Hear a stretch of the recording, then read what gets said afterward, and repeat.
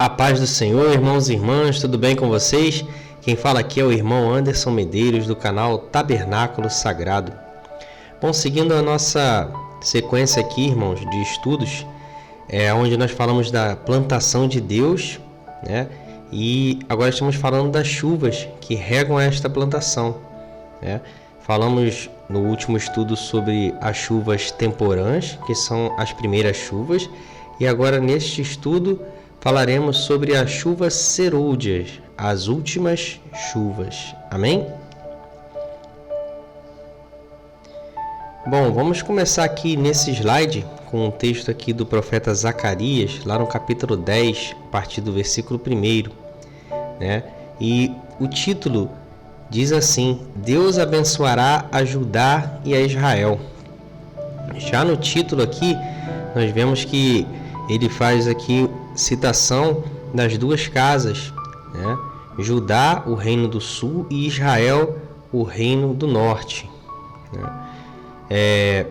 E diz assim o texto: Pedi ao Senhor chuva no tempo das chuvas serôdias. Ao Senhor, que faz as nuvens de chuva, dá aos homens aguaceiro e a cada um erva no campo. Observamos aqui, irmãos, já que no início do texto ele fala sobre o tempo das chuvas serôdias, né? É um tempo determinado para tudo, né? As primeiras chuvas tiveram o seu tempo determinado de cair sobre a terra, e foi lá na festa, né? No período da festa de Pentecostes, exatamente no dia de Pentecostes, quando os discípulos estavam reunidos lá em Jerusalém, né? E houve ali um revestimento de poder. Então essas chuvas, elas vieram ao cumprimento, né, da promessa do que disse o profeta Joel, e ali houve o derramar do Espírito Santo, um revestimento de poder, né? E nós vemos isso também na festa de Pentecostes, que ali há um revestimento de poder sobre aqueles dois pães, né, que eram levados ali das moradas, né, pelas tribos. E aqueles dois pães simbolizavam o quê? Israel e Judá, né, as duas casas, a qual ali representa a totalidade, né, do corpo de Cristo. Israel e Judá, né, são gentios e judeus, né, que formam a igreja. Então aqui a gente vê que há um tempo de ser derramado as últimas chuvas. Isso também é profético, e esse tempo ele está próximo. Amém?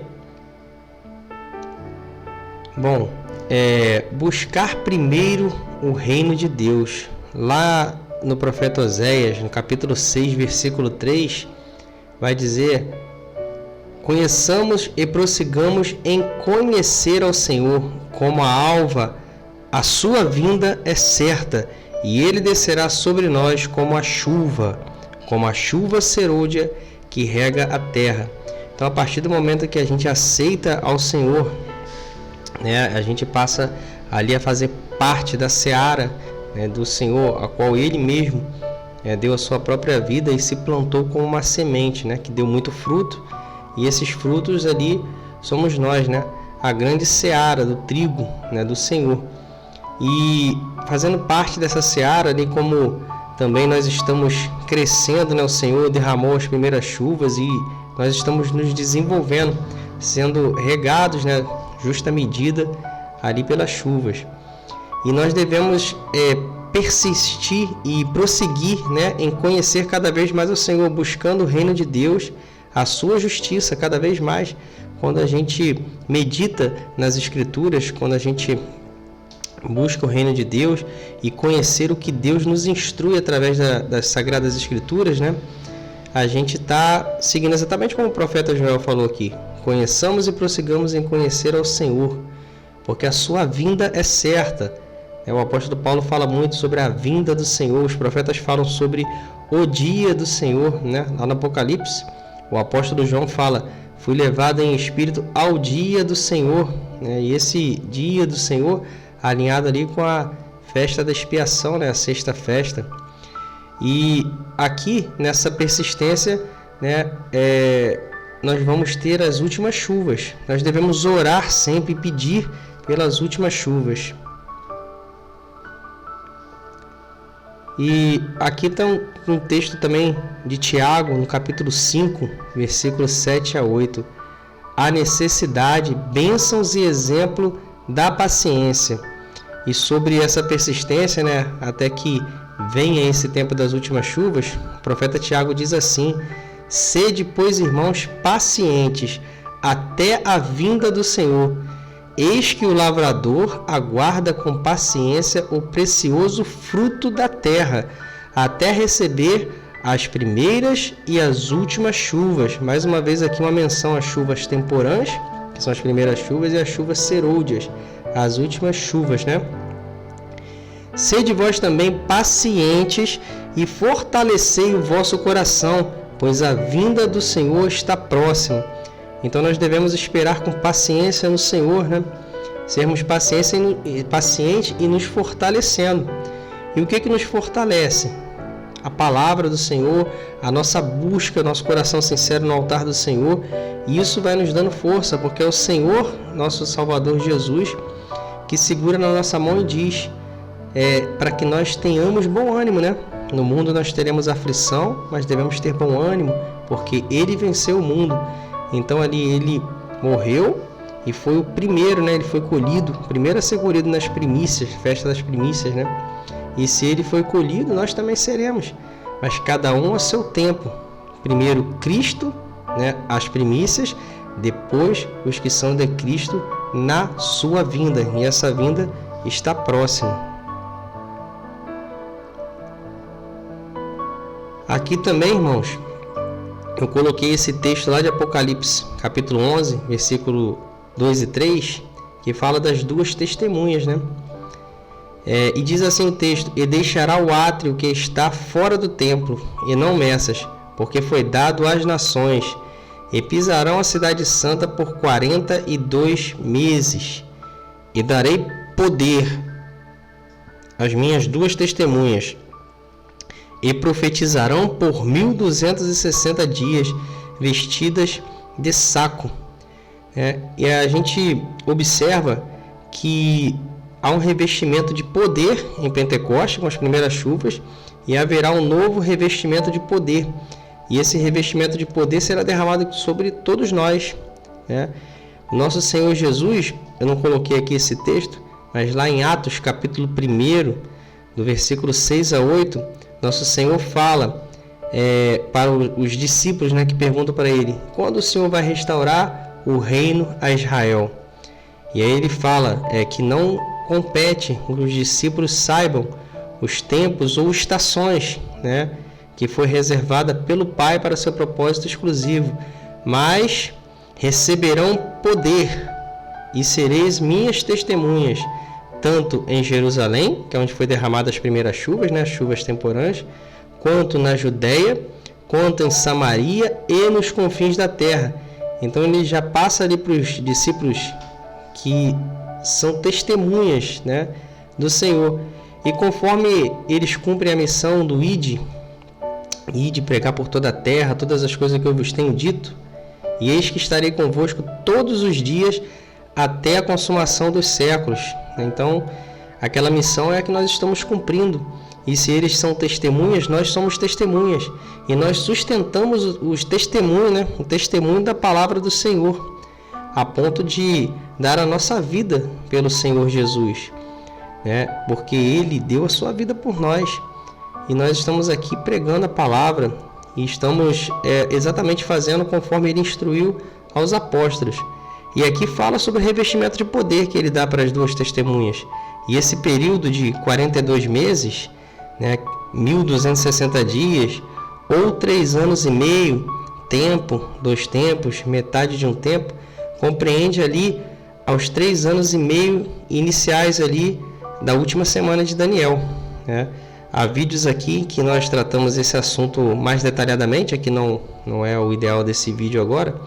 Eu coloquei aqui essa questão das duas testemunhas também, porque elas recebem poder, né? E elas profetizam ali no tempo, praticamente inicia-se em trombetas, que é a última semana, as 3 últimas festas, né? Trombetas, que é a quinta festa, expiação e tabernáculos. E nesse período era exatamente que era feita nova colheita, né? Porque a primeira colheita ela é feita na primícias, qual Cristo foi colhido, né? E depois há uma nova colheita. E essa nova colheita somos nós, que o Senhor virá e colherá desta terra. E aqui nesse slide eu coloquei exatamente sobre isso, sobre a ceifa. Ceifa significa colheita, né? E está lá em Apocalipse capítulo 14, do versículo 14 a 16. E diz assim, né? O apóstolo João escreveu conforme nosso Senhor Jesus foi revelando: olhei e eis uma nuvem branca, e sentado sobre a nuvem um semelhante ao Filho do Homem, tendo na cabeça uma coroa de ouro e na mão uma foice afiada. Outro anjo saiu do santuário gritando em grande voz para aquele que se achava sentado sobre a nuvem. Essa parte em verde aqui eu até destaquei: toma a tua foice e ceifa, ou seja, colha, né? Pois chegou a hora de ceifar, ou a hora de colher. Ceifar e colher significa a mesma coisa. Visto que a seara, que é a plantação, da terra já amadureceu. Então há um tempo da colheita, né? Há um tempo determinado para a colheita, né? Que são os moedes, tempos determinados do Senhor. E aquele que estava sentado sobre a nuvem passou a sua foice sobre a terra, e a terra foi ceifada. Então ali há um momento, né, em que nós seremos colhidos, nós que somos essa seara do trigo, né? E a plantação já está madura. Por quê? Porque já caiu as primeiras chuvas, as últimas chuvas, e essas últimas chuvas elas antecedem ali aquele tempo da trombeta, onde de fato se inicia a última semana, para preparar justamente, né, esse período que nós já estamos vivendo de avivamento. Nós vemos que muitos irmãos e irmãs, né, já estão tendo muitas revelações do Senhor, têm se aprofundado na palavra, igual o arcanjo Gabriel disse lá para o profeta Daniel, em Daniel capítulo 12, versículo 4. Agora, pois, Daniel, sela o livro, porque essas coisas não são para agora, são para o tempo determinado do fim, né? O tempo do fim, aonde muitos esquadrinharão o livro, o saber, a ciência se multiplicará. Então é com base em tudo isso, nessa busca que Deus tem derramado, né? Conhecimento, Ele tem avivado ao povo. Ainda não caiu a chuva de fato, mas nós já estamos vendo gotas caindo sobre nós. Amém? Bom, irmãos, eu agradeço a todos, né? Que Deus abençoe a todos, as suas famílias, né? Se esse vídeo te edificou, compartilhe para que essa mensagem chegue a mais e mais almas, e assim a gente possa ir buscando cada vez mais a palavra de Deus, disseminando, né, a palavra de Deus. Curta o vídeo, se inscreva no canal se você não é inscrito, deixe seu comentário é muito importante, algum acréscimo, né, que você possa fazer, né, pelas meditações e pelos estudos. Deus, ele vem derramando conhecimento sobre os seus servos, para aqueles que buscam conhecimento, né, porque é necessário buscar, é necessário estudar, né, como nós lemos no texto aqui, nós temos que perseverar, né, porque a vinda do Senhor está próxima. E se tem alguma dúvida também, ou alguma colocação, esteja à vontade, tá? E Deus possa abençoar a todos, em nome de Jesus. Amém.